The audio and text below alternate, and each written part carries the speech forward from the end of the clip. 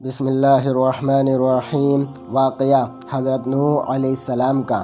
حضرت نوح کا تذکرہ قرآن مجید میں 42 جگہ آیا ہے۔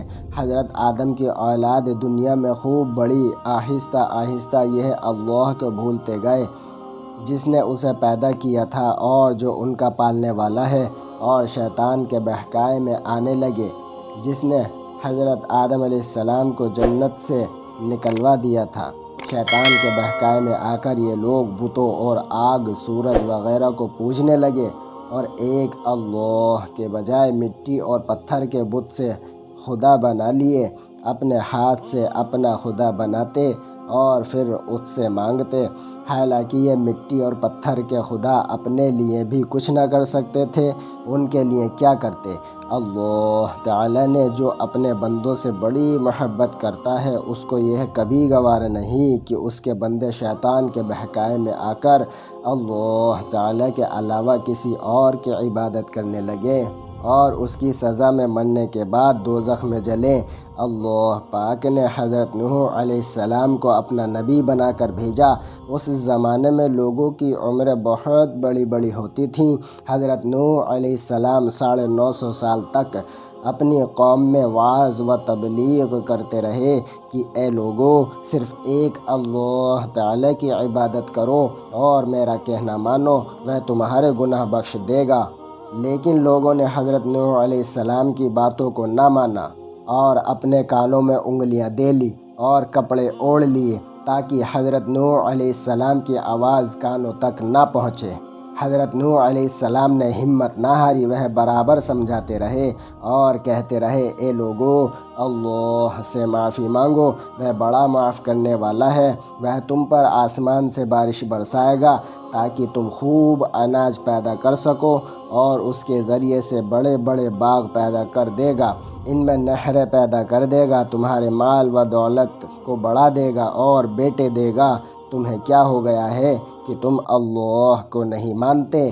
حالانکہ اس نے آسمان بنائے، چاند اور سورج کو بنایا، اس نے تم کو مٹی سے پیدا کیا اور پھر اسی مٹی میں ایک دن تم مل جاؤ گے اور پھر قیامت کے دن اسی مٹی سے تم کو دوبارہ زندہ کرے گا۔ لیکن لوگوں نے اپنے بتوں کو نہیں چھوڑا اور حضرت نوح علیہ السلام سے کہنے لگے کہ ہم اپنے بتوں کو ہرگز نہ چھوڑیں گے اور ہم تو تم کو اپنے جیسا دیکھتے ہیں اور تمہارا کہنا بھی صرف چند غریب لوگوں نے مانا اور ہم تو تم کو جھوٹا سمجھتے ہیں۔ حضرت نوح علیہ السلام نے کہا کہ اے میری قوم، میں تم کو جو نصیحت کرتا ہوں اس کے بدلے میں تم سے کوئی مال و دولت نہیں چاہتا۔ جو غریب آدمی مسلمان ہوئے ہیں اور اللہ تعالی پر ایمان لائے ہیں، ان کو میں اپنے پاس سے تمہارے کہنے سے نکالوں گا نہیں۔ اگر میں ان کو اپنے پاس سے نکال دوں تو اللہ تعالی کے عذاب سے مجھے کون بچاوے گا؟ اگر میں ایسا کروں گا تو بہت ناانصاف ہو جاؤں گا۔ ان کی قوم کے لوگوں نے کہا کہ اے نوح، تم ہم سے جھگڑا بہت کر لیا، اگر تم سچے ہو تو جس عذاب سے تم ہم کو ڈراتے ہو وہ لے آؤ۔ حضرت نوح علیہ السلام نے کہا کہ جب اللہ تعالی چاہیں گے عذاب لے آئیں گے۔ اللہ تعالی نے حضرت نوح علیہ السلام کو وحی کے ذریعے سے حکم بھیجا کہ تمہاری قوم میں جو لوگ ایمان لا چکے ہیں ان کے علاوہ اور کوئی ایمان نہ لاوے گا۔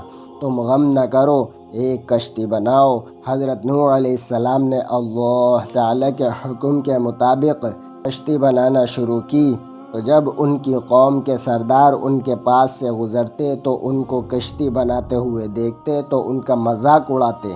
حضرت نوح علیہ السلام ان کے مذاق کے جواب میں کہتے کہ آج مذاق کر لو، کل جب تمہارے اوپر عذاب آئے گا تو اس وقت ہم تمہارا مذاق اڑائیں گے۔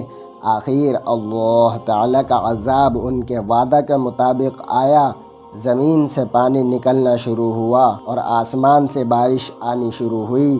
اللہ تعالی نے حضرت نوح علیہ السلام کو حکم دیا کہ سب جانوروں کا ایک ایک جوڑا کشتی میں سوار کر لو اور جو لوگ تمہارے اوپر ایمان لائے ہیں یعنی مسلمان ہو گئے ہیں ان کو سوار کر لو۔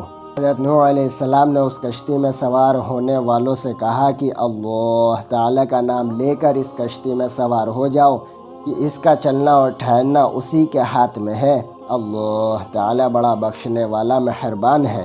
کشتی ان سب کو لے کر لہروں میں چلنے لگی تو اس وقت حضرت نوح علیہ السلام کے اپنے بیٹے سے کہا، اے بیٹا ہمارے ساتھ سوار ہو جاؤ اور کافروں کے ساتھ مت ہو۔ اس نے کہا کہ میں کسی ایسی پہاڑی پر چڑھ جاؤں گا اور وہ پانی سے مجھے بچا لے گا۔ حضرت نوح علیہ السلام نے کہا کہ آج اللہ تعالیٰ کے عذاب سے سوائے اللہ تعالیٰ کے تمہیں کوئی نہیں بچا سکتا۔ اتنے میں دونوں کے درمیان ایک پانی کی لہر اٹھی اور وہ ڈوب گیا۔ پھر اللہ تعالیٰ نے زمین کو حکم دیا کہ اپنا پانی نگل جا، اور آسمان کو بھی حکم دیا کہ پانی برسانا بند کر دے، یہاں تک کہ پانی خشک ہو گیا اور تمام کافر دنیا میں ختم کر دیے گئے۔ حضرت نوح علیہ السلام کی کشتی کوہ جودی پر ٹھہری۔ حضرت نوح علیہ السلام نے اپنے پروردگار سے عرض کیا، اے میرے رب، میرا بیٹا بھی میرے گھر والوں میں سے ہے اور آپ کا وعدہ سچا ہے۔ یعنی حضرت نوح علیہ السلام کا مطلب تھا کہ اے اللہ، آپ نے وعدہ فرمایا تھا کہ تیرے گھر والوں کو اس طوفان سے بچا لوں گا، پھر میرا بیٹا کیوں ڈوبا؟ تو اللہ تعالیٰ نے فرمایا کہ اے نوح، تیرا بیٹا تیرے گھر والوں میں سے نہیں تھا، کیونکہ اس کے اعمال اچھے نہیں تھے۔ میں تجھ کو نصیحت کرتا ہوں کہ ایسی بات نہ کر جو تیرے علم میں نہیں، اس لیے کہ کنعان اللہ تعالیٰ کے علم ازلی میں کافر تھا، اور یہ بات نوح علیہ السلام کے علم میں نہ تھی۔ حضرت نوح علیہ السلام نے اللہ پاک سے توبہ کی اور اپنے کہنے کے موافق اپنے کہنے کی معافی چاہی۔ اللہ تعالیٰ نے ان کو معاف کر دیا اور حکم دیا کہ اے نوح، ہماری طرف سے سلامتی اور برکتوں کے ساتھ اتر۔ کے بعد حضرت نوح علیہ السلام کی امت سے دنیا بسی اور آہستہ آہستہ ان کے بال بچے آباد ہوتے ہوئے یہ سب لوگ اللہ تعالیٰ کی عبادت کرتے رہے۔ زمانہ گزرتا گیا اور آہستہ آہستہ شیطان نے پھر بہکانا شروع کیا تو یہ لوگ اللہ تعالیٰ کو بھولنے لگے۔ حضرت نوح علیہ السلام جو اللہ تعالیٰ کے اتنے بڑے پیغمبر تھے، اپنے بیٹے کو اس کے برے کاموں کی وجہ سے اللہ تعالیٰ کے عذاب سے نہ بچا سکے۔ اس طرح اگر ہمارے ماں باپ اللہ تعالیٰ کے کتنے ہی بڑے ولی کیوں نہ ہوں، اگر ہمارے عمل اچھے نہ ہوں تو وہ ہم کو اللہ تعالیٰ کے عذاب سے نہ بچا سکیں گے۔ ہم کو اپنے بزرگوں کے نیک اعمال کا سہارا نہیں لینا چاہیے، بلکہ اللہ تعالیٰ اور اس کے رسول صلی اللہ علیہ وسلم کے بتائے ہوئے کاموں پر عمل کر کے نیک بننا چاہیے۔ اسی وجہ سے اللہ تعالیٰ نے قرآن مجید میں کہا ہے کہ اگر تم ایک ذرہ برابر بھی نیکی کرو گے تو اس کا بدلہ ہم تم کو دیں گے، اور اگر ایک ذرہ برابر بھی برا عمل کرو گے تو وہ بھی تمہارے سامنے آئے گا۔ صدق اللہ العظیم وما علینا الا البلاغ المبین۔